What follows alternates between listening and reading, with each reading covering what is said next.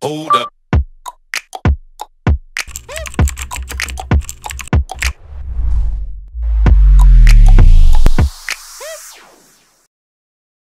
Jumpa lagi dengan bincang-bincang Kalteng Pos TV.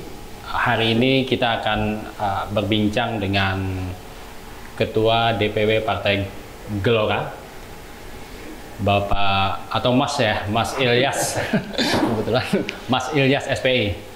Nah, kenapa kita mengundang Ketua Partai? Karena saat ini sudah mulai verifikasi partai politik, khususnya verifikasi administrasi.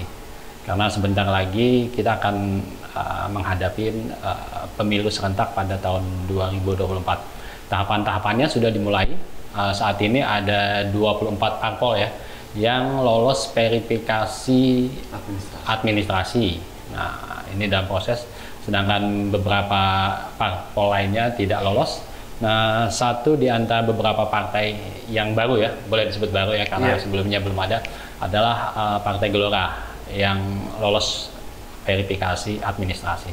Nah, hari ini kita akan berbincang-bincang dengan Mas Ilyas selaku Ketua DPW Partai Gelora. Nanti mungkin kita pengen tahu apa sih yang diperjuangkan dari Partai Gelora ini. Mas Ilyas, apa kabar? Alhamdulillah. Baik. Ketemu deh. Pak atau Mas Ismail? Panggil Mas saja. Ya, Mas Ismail ya. Kebetulan kami satu alumni juga dari Universitas Palangkaraya, dan beliau ya beberapa tahun di bawah saya. Jadi saya lebih dulu ya, bukan lebih tua tapi lebih dahulu. Mas Ismail, mungkin bisa disampaikan sedikit lah biar nanti pendengar dan juga mungkin teman-teman yang nonton ini bisa tahu apa sih misi yang dibawa oleh Partai Gelora ketika kemunculan saat ini. Iya, jadi lahirnya Partai Gelora ini tidak lepas dari ide awal Pak Anies Mata. Oh iya, Ketua Umumnya Pak Anies Mata ya. Ya. Nah, tapi sebelum saya lanjutkan nih, saya nyampaikan terima kasih dulu nih Mas Ismail. Oh iya, terima kasih sama undangannya untuk kegiatan siang hari ini. Mudah-mudahan bermanfaat untuk masyarakat di Kalimantan. Amin. Kita lanjutkan. Jadi sekali lagi tidak terlepas dari ide awal Pak Anies Mata yang beliau sampaikan pada tanggal 11 Maret 2018 tentang arah baru Indonesia. Oh iya. Nah, jadi beliau membagi sejarah Indonesia itu menjadi tiga. Mencari Indonesia, itu era penjajahan. Iya. Kemudian membangun kekuatan bangsa, itu sejak Orde Lama, Orde Baru sampai Orde Reformasi. Ya, di mana kita bergulat untuk mencari sistem yang cocok ya, untuk membangun bangsa ini. Nah, dalam pandangan Pak Anies, saatnya lah untuk meletakkan visi baru bangsa, itu gelombang ketiga Indonesia. Kita kemudian menyebutnya bagaimana memperjuangkan Indonesia menuju 5 besar dunia. Itulah visi kita untuk Indonesia. Iya. Menjadi 5 besar ya? Iya, betul. Memperjuangkan Indonesia menjadi 5 besar. 5 besar dunia. Oh, ya luar biasa. Nah, saat ini kan sudah masuk tahapan verifikasi administrasi ya? Iya. Saat ini jumlah struktur kepengurusan Gelora di Indonesia sudah ada semua ya? Alhamdulillah. Di tingkat provinsi? Tingkat provinsi 100%, 34 provinsi. Di kabupaten, di kabupaten itu ada 445 DPD. DPD ya? Iya, betul. Yang waktu kita mendaftar di Kemenkumham 445 dari 513 kalau tidak salah ya, kabupaten kota Indonesia. Nah, saat pendaftaran di KPU untuk peserta para pemilu 2024, kita daftarkan 434 atau 80,4%. Kalau di Kalteng sendiri di tingkatnya sampai mana aja? Kabupaten Kalteng semua? sampai kecamatan. Oh gitu. Kabupaten ada semua? Kabupaten alhamdulillah sudah 100%. Oh ya. Kecamatan? Kecamatan yang kita daftarkan untuk KPU itu 74 kecamatan. Dari 136 kecamatan. Oh. Berarti hampir berapa tuh? Kecamatan 50,5%. Oh, ya luar biasa untuk sebuah partai yang baru ya. Kerja keras ya. Iya, kerja keras. Karena beberapa partai lain kan yang baru juga mereka tidak lolos verifikasi administrasi, artinya ketika ada partai baru yang lolos itu juga apa ya, kerjanya kan berarti ada hasilnya ya, Iya. kerja keras dan segala macam.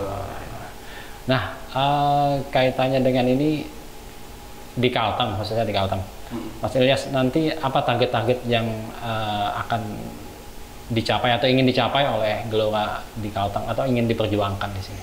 Ya, tentu target pertama yang harus kita selesaikan ini lolos dulu ya sebagai Lolos peserta, dulu. betul ya, sebagai peserta pemilu 2024. Nah, insya Allah mudah-mudahan dimudahkan kita lolos untuk tahapan pendaftaran dan verifikasi. Nah, lalu kemudian target berikutnya adalah kita ingin memiliki 100% kuota bacalek, baik gitu. DPR RI, provinsi maupun kabupaten. Ini penting dulu, ya, amunisinya kan. Nah, sehingga nanti target akhirnya adalah dari Kalteng itu 1 kursi di DPR RI. Ya, itu aja targetnya, 1 kursi DPR RI. Di provinsi? Nah, di provinsi kalau syarat 1 kursi DPR RI paling tidak kan punya 5 kursi itu di DPRD provinsi. Iya, iya. Nah, ini target perolehan ya, target perolehan. Tapi saya ingin garis bawahi Mas Ismail, ini adalah target kinerja internal partai. Iya. Kalau target kontribusi kita kepada pembangunan, Nah, itu kita ingin mengikuti arus keyakinan masyarakat hari ini bahwa ideologi bermasyarakat, ideologi berkehidupan saat itu kan adalah kemakmuran. Oh iya. Iya kan? Bahwa ideologi masyarakat sekarang itu adalah kemakmuran. Masyarakat pengen makmur, rakyat ingin makmur. Nah, bagaimana caranya kemudian ketika kita sudah memperoleh target-target kinerja tadi, kita juga bisa berkontribusi untuk hajat orang banyak ini, kemakmuran. Itu saya kira yang paling penting. Nah, oleh karena itu Pak Anies Mata ketika menganalisa hubungan antara kebebasan dan kesejahteraan, Indonesia itu sudah lumayan. Oh gitu. Indonesia itu sudah lumayan. Walaupun sedikit ada gap ketika kebebasan dikurangi, ya ternyata lebih sejahtera. Sekarang kebebasan dibuka, kurang sejahtera begitu. Nah, bagaimana ada perimbangan antara kebebasan dengan kesejahteraan? Ini yang menjadi dasar juga dari sisi konteks. Itu yang diperjuangkan ya. Nah, Mas Ilyas, kan dengar-dengar kan partai Gelora ini pengurusnya hampir sebagian besar anak muda ya? Hampir 70%. 70%. Itu anak muda di bawah 40. Nah, kaitannya dengan itu kan tentu akan berpengaruh terhadap target konstituen atau target pemilihnya. Iya. Berarti sasarannya memang ke sana ya, anak-anak muda juga yang jadi. Iya, sasaran memang kita ke usia produktif. Ya, tapi juga tidak menutup diri, ya gitu ya, ketika ada para senior, gitu ya, orang-orang tua yang ingin bergabung dan berjuang bersama partai. Ada beberapa daerah tuh yang juga mayoritas orang tua yang pengalamannya. Kemudian gimana, karena anak muda tentu pasti banyak akan memanfaatkan teknologi ya. Betul. Nah, ini mungkin bisa diceritakan bagaimana pemanfaatan teknologi dalam rangka mencapai cita-citanya. Iya.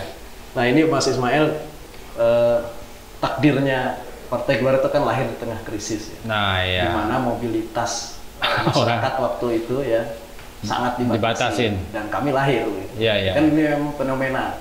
Jadi saat gerak dibatasi, kita justru lahir. Sehingga boleh dikatakan kemarin partai satu-satunya partai yang mendaftar secara online, kemudian SK-nya diterbitkan juga secara online ya. Lalu serah terima juga secara online ya, Partai Gelora di Kementerian Hukum dan HAM. Oh gitu. Dan ini juga sejak awal memang mempengaruhi cara kerja kami di internal partai. Banyak kegiatan, hampir 90% itu kegiatan-kegiatan di internal itu berbasis digital. Oh gitu. Bahkan kita punya studio khusus di DPR. Ya. Kalau di daerah-daerah mungkin studio-studio pribadi yang kita pakai untuk berbagai kegiatan yang berbasis digital. Nah, Sehingga kita senang nih ketika KPU meluncurkan sipol kan. Oh iya, iya. Sudah siap ya? Artinya kita sudah move on duluan dengan dunia digital. Kalau strategi kampanye nanti tetap akan memanfaatkan teknologi ini? Secara secara alat ya, ini namanya alat kampanye ya. Iya. Ya tentu alat. Digital juga akan menjadi sesuatu yang penting bagi kita di Partai Gelora. Tapi juga tetap akan kampanye berbasis teritorial atau turun ke lapangan itu juga tetap harus jalan ya. Apalagi Kalteng ya. Karena Kalteng kan bukan tidak seperti di kota-kota besar ya. yang mungkin 80% aktivitas bisa digital. Kalau kita di sini mungkin 50-50. Ya 50% digital, 50%-nya harus turun langsung karena luas ya. Karena luas, terus ya daerah-daerah tertentu juga sinyal kan tidak kuat. Gitu. Kita pahami itu dari sisi situasi di Kalimantan Tengah. Nah, untuk caleg nanti apakah akan terbuka atau misalkan caleg hanya untuk pengurus atau anggotanya saja atau gimana nanti strateginya? Beberapa parpol kan biasanya mereka akan merekrut tokoh-tokoh yang diajak masuk tapi bukan kadernya atau bukan anggotanya. Atau nanti untuk Gelora gimana? Kita sejak awal menyatakan terbuka. Terbuka ya? Iya, untuk recruiting caleg sejak awal terbuka. Artinya siapapun bisa? Siapapun bisa. Meskipun belum menjadi anggota? Meskipun belum menjadi anggota. Oh iya. Karena nanti kalau dia mendaftar kan otomatis jadi anggota. Tapi gimana dengan pemahaman dia terhadap kalau orang baru tentu terhadap nilai-nilai perjuangan dan lain sebagainya legislasi ya itu gimana? Alhamdulillah kami sejak awal berdiri itu rutin dalam 1 bulan itu ada 2 kali pertemuan. Ada namanya AMI, Akademi Manusia Indonesia. Ini untuk kader. Ya. Kemudian ada API, Akademi Pemimpin Indonesia. Ini untuk para bacalek dan nanti anggota legislatif. Dikhususkan memang ada. Dan ini kita juga laksanakan secara digital dan langsung secara nasional. Untuk pembinaan ideologisasi lah bahasa kita kaderan.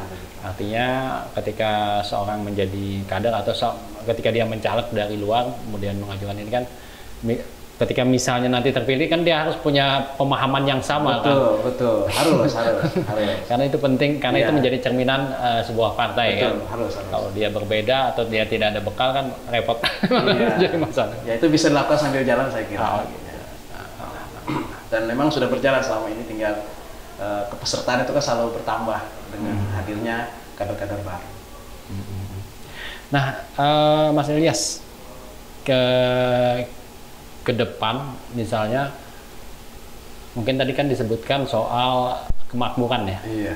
Nanti kira-kira program seperti apa sih yang akan dilakukan? Misalkan anggap aja nanti ada yang terpilih jadi caleg atau apapun. Kan partai tetap akan bertahan, tetap ada selama 5 tahun. Dan biasanya kata masyarakat nih kalau giliran mau pemilu atau mau ini baru kelihatan partai. Nah, ada nggak misalkan program-program yang kaitannya dengan untuk masyarakat dengan mencapai kesejahteraan tadi? Ya, pertama yang mungkin perlu kita luruskan dulu terkait definisi peran partai terhadap kemakmuran masyarakat. Iya, nah itu. Misalnya begini. Apakah partai itu secara langsung memberikan kemakmuran kepada masyarakat? Sebenarnya bukan kesana. Tetapi partai itu bagaimana kemudian bersama partai-partai yang lain saling berkompetisi untuk memegang dulu kekuasaan gitu ya, atau menjadi bagian dari pemerintahan. Nah, dengan alat pemerintahan itulah dia kemudian membuat berbagai regulasi yang berdampak kepada kemakmuran masyarakat. Begitu sebenarnya rule perjuangannya. Kalau secara direct, ya saya kira umum saja. Partai memberikan bantuan apa kepada masyarakat lewat bantuan sosial, kegiatan sosial dan sebagainya. Saya kira semua partai bisa melakukan itu. Tapi ketika dia bisa menggunakan alat kekuasaan untuk kemakmuran, nah ini yang mungkin menjadi tantangan tersendiri, yang membuat berbagai kebijakan yang berdampak kepada kemakmuran masyarakat. Saya kira itu Mas Ismail. Iya. Nah, kalau misalkan itu sudah ada gambarannya nggak, Mas? Misalnya anggap aja nanti Gelora misalkan terpilih atau masuk ke parlemen dan sebagainya, kebijakan seperti apa sih yang akan dituangkan atau kebijakan apa yang akan didorong untuk meningkatkan kemakmuran? Kalau dari sisi ekonomi makro, Ah, ya dari sisi ekonomi makro, sebenarnya sederhana saja. Kurangi impor, banyakin ekspor. Ya kan? nah itu yang susah itu. Nah itu yang susah. Tapi lagi-lagi itu kan kembali kepada pengambil Kebijakan. gitu ya. Nah, kenapa selama ini mungkin kebijakan terkait mengurangi impor dan memperbanyak ekspor itu tidak terlalu berdampak? Ini juga basisnya adalah karena narasi untuk memakmurkan secara merata kepada rakyat itu, ini yang menjadi perhatian kita, dan Pak Anies mengatakan kita ini semua krisis narasi. Gitu. Narasi ke arah sana itu kita memang sedang mengalami krisis. Nah, jadi salah satu toolsnya adalah tadi memperbanyak ekspor, mengurangi impor. Nah kalau impor itu dikurangi, misalnya garam misalnya, petani garam kita bisa berdayakan. Fakta selama ini kan petani garam banyak kelimpungan, menjual garamnya kemana? Iya. Iya kan? Gitu. Salah satu contoh saja. Apalagi bawang. Iya, bawang. Bawang merah misalnya. Gitu. Pupuk masih tinggi. Nah, iya. Ya kan? Jadi petaninya sudah berjibaku dengan lumpur, ya. Pupuknya mahal ya. Pupuknya mahal, sehingga hasil panen tidak nutup dengan biaya Produksinya. pupuk. Masalah pupuk juga masalah regulasi berarti. Iya. Ya, gitu. Mungkin masalah bahannya yang masih impor, teknologinya yang juga mungkin masih impor dan lain sebagainya. Tapi apa mungkin? Apa bisa Indonesia melakukan itu? Lah mustahil lah. Tidak ada yang tidak mungkin ketika ada niat dan ada kegigihan untuk memperjuangkan. Saya rasa itu bisa. Kalau kita misalnya tidak bisa hari ini kita yang melakukannya, setidaknya niat dan semangat kita bisa kita mulai, lalu kita wariskan ke generasi setelah kita. Iya. Masalah perjuangan yang mengarah kepada kemuliaan masyarakat banyak itu kan masalah waktu yang tidak sedikit, tidak pendek, gitu. Pasti akan memakan waktu yang panjang. Iya. Nah, oleh karena itulah saya kira Mas Ismail, kita perlu merekrut generasi muda, sehingga narasi-narasi ini bisa kita wariskan generasi muda. Kalaupun kita sudah tiada, nah ini tetap melekat di generasi muda kita akan. Iya, betul. Ya. Artinya ketika mereka memahami itu, terus narasinya harus terus disampaikan. Harus terus digaungkan. Sebab kan selama ini yang terjadi kan kita ambil jalan pintas ya. Iya. Artinya ketika kesulitan yang paling mudah ya kita impor. Iya. Ketika ini langsung. Iya. Jadi misalnya kenapa Rusia walaupun Rusia kepanjangan perangnya berlarut misalnya tidak masalah bagi Rusia. Iya. Ya, karena mereka punya tabungan emas. Karena kita tabungan emas kita kemana? Maka begitu. Sebetulnya sederhana. Ya, bukan membandingkan ya seperti lagunya Farel. Artinya perlu ada kemandirian ya, kemandirian energi, kemandirian pangan. Terus misalnya Amerika, kenapa nggak bisa miskin-miskin? Ya karena mereka punya regulasi money printing. Iya. Kita harus punya deposit emas sekian dulu baru bisa cetak uang kan? Ya, betul. Nah, gitu.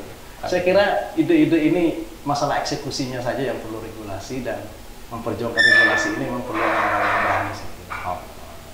Iya. Mas, kita lanjut lagi ya. Siap. Mungkin yang terakhir, Mas Nurjas, kira-kira keyakinan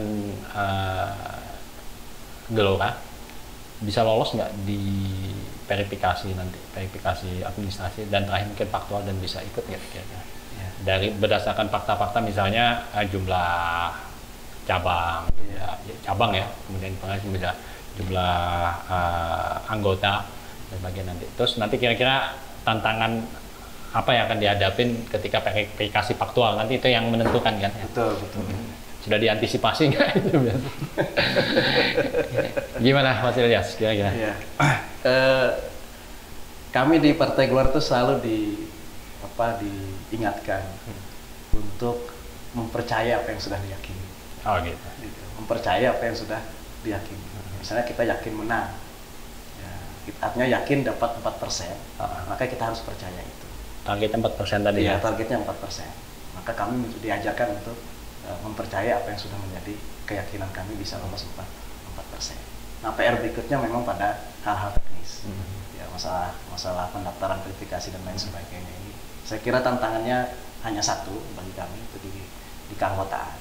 Keanggotaan ya. Di keanggotaan saja. Di keanggotaan terkait dengan misalnya seperti yang disampaikan KPU juga tidak berlaku hanya untuk kami saja sebenarnya. Ya, semuanya kan. Semuanya gitu. Keanggotaan ganda dan sebagainya. Itu kan kalau kita cek nik misalnya terdaftar di Gelora juga terdaftar di Golkar misalnya, terdaftar di Gelora juga terdaftar di partai yang lain. Ya, saya kira itu kisah lama lah ya. Kisah lama. Cuma bedanya sekarang kita bisa langsung cek secara digital. Oh gitu. Iya, bisa dicek secara digital, double begini. Berarti bisa cepat diantisipasi ya? Iya betul, penanganan juga bisa lebih cepat. Dan kita mengucapkan terima kasih juga sama KPU adanya Sipol ini. Sipol tadi ya? Iya, smart sekali begitu. Jadi kita kalau misalnya kita tracking anggota kita di Kecamatan Bukit Batu, apakah ada yang bermasalah keanggotaannya begitu. Kalau tidak muncul daftar namanya berarti clear Bukit Batu, sudah gitu aja. Oh gitu. Dia muncul, yang muncul di Sipol itu hanya yang bermasalah. Yang tidak bermasalah nggak muncul. Oh. Saat kita tracking mandiri itu nggak muncul. Itu bisa di tracking sendiri-sendiri ya berarti? Iya, kita partai setiap parpol ya? Setiap parpol diberi akun oleh Sipol KPU. Jadi kita bisa akses sendiri, kita bisa perbaiki sendiri. Berarti wah itu sangat memudahkan Betul sekali. Makanya kita upload untuk KPU. KPU tinggal ngecek aja sebenarnya berdasarkan timetable kerja mereka. Terakhir misalnya perbaikan 11 September gitu ya. Mereka harus umumkan 14 September. Itu aja KPU begitu aja dia. Ngecek. Paling nanti kalau misalnya kelihatan belum ada diperbaiki, telepon LO partainya kan. Kayaknya tuh Bukit Batu belum diperbaiki 1 orang ya. Udah. Kita perbaiki sendiri, kita upload sendiri.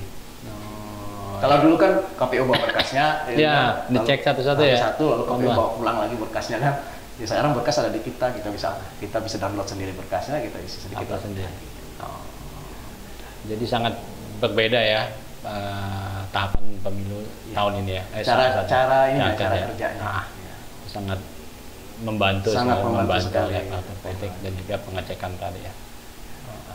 Karena memang itu sih yang kadang-kadang kan bisa jadi masalah ya. Betul. Ketika verifikasi. Kalau misalkan kantor-kantor sendiri, kantor-kantor perwakilan DPC ya sebetulnya? Untuk wilayah DPW, untuk kabupaten kota DPD. Oh DPD ya? Iya, kecamatan DPC. Ya DPD sendiri kantornya udah memang extend di sana ya? Ada masing-masing? Ada. Ya kalau tidak ada nggak bisa daftar ke KPU. Siapa tahu nanti kantornya, wah ini numpang di sini atau apa? Terus, itu teknis saya kira. Oh gitu. Ya, numpang bayar. Tapi verifikasi faktual sudah siap ya? Verifikasi faktual siap. Nanti? Ya, KPU bisa berkunjung lah ke sekretariat. Begitu. Iya. Nah, terus Pak Ilyas mungkin boleh dijelaskan nih logo dari Gelora. Ada merah, putih, biru tua, muda, dan juga ada seperti gelombangnya, apa nih maknanya? Iya, gelombang nih gelombang laut. Gelombang laut? Iya, gelombang laut. Jadi melambangkan energi. Nggak melambangkan badai? Melambangkan bahwa gelombang itu tercipta dari golakan energi di dalam laut. Nah, kita ingin mengambil filosofi ini dalam energi perjuangan kita. Begitu. Warna sendiri? Warna yang mana yang ditanya? Ada merah putih, pasti tahu ya merah putih. Kalau biru tua, biru muda. Kalau biru itu ini ya memang sudah tren disukai banyak orang terutama kaum muda gitu. Makanya Facebook kan warnanya biru ya.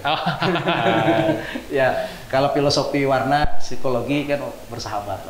Biru itu bersahabat. Iya. Banyak yang pakai warna biru ya. Partai-partai lain juga pakai warna biru. Biru tua gitu. Ada biru tua, biru kalau muda. Kalau ini biru apa nih? Biru napi ya atau biru muda. Biru muda dia. Kalau biru napi yang agak tua.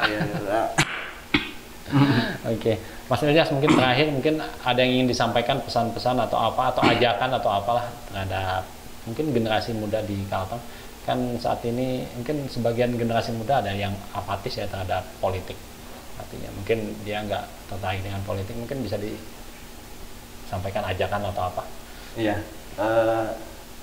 ketertarikan kita itu akan muncul ketika kita kembali kepada fitrah kita. Apa itu? Ini mungkin pesan saya untuk kita semua. Iya. Fitrah kita itu adalah kita melihat sesuatu dengan hati yang jernih, hati yang jernih, dan pikiran yang juga putih, iya. Dan tindakan yang biru. Artinya tindakan yang bersahabat. Bersahabat ya. Tindakan yang bersahabat. Kita semua masyarakat kita, khususnya di Kalimantan Tengah, saya kira sama-sama mendambakan narasi yang baik untuk negeri. Kalau selama ini kita jarang sekali mendengar narasi-narasi bagaimana membangun bangsa ini, membangun provinsi ini. Nah, marilah kita sama-sama menggaungkan narasi untuk kemajuan bangsa kita, untuk kemajuan daerah kita. Dan saya kira dari konteks narasi ini, masyarakat kemudian bisa menilai dengan hati yang bening, pikiran yang putih gitu ya, dan tindakan yang bersahabat, mereka harus memilih kemana. Begitu saya kira, Ismail. Pesannya. Iya, betul. Artinya kita harus berpikir secara jernih tadi ya. Betul. Kemudian bertindak secara biru, bersahabat. Iya. Bersahabat untuk ya pertama dia bisa damai dengan dirinya sendiri, kemudian pilihannya damai dengan lingkungannya, kemudian ketika dia sudah memiliki pemimpin, dia juga bisa damai dengan pemimpinnya. Ini kan sebenarnya paradoks saat sekarang itu paradoks. Sudah dipilih ternyata nggak bisa damai juga dengan yang dipilih. Nah, itu kebanyakan persoalannya. Ya, itu dia. Bagaimana memilih itu damai untuk dirinya sendiri, itu kan, damai untuk lingkungannya. Lalu kemudian orang yang dipilih juga, kemudian dia juga bisa damai nanti dengan pemimpinnya. Jangan apa yang terjadi sudah kita yang pilih, justru kita lagi yang tidak berdamai dengan yang dipilih. Betul. Begitu saya kira, Mas Ismail. Pesan saya. Ya. Oke, terima kasih Mas Ilyas. Bincang-bincangnya atas kehadirannya di studio Kalteng Pos Radio dan Kalteng Pos TV. Mudah-mudahan nanti kita bisa ketemu lagi di lain kesempatan. Insyaallah. Siap. Terima kasih teman-teman, itu perbincangan kita dengan Mas Ilyas, Ketua DPW Partai Gelora Kalteng. Mungkin nanti kita akan bertemu lagi dengan ketua-ketua lainnya. Terima kasih.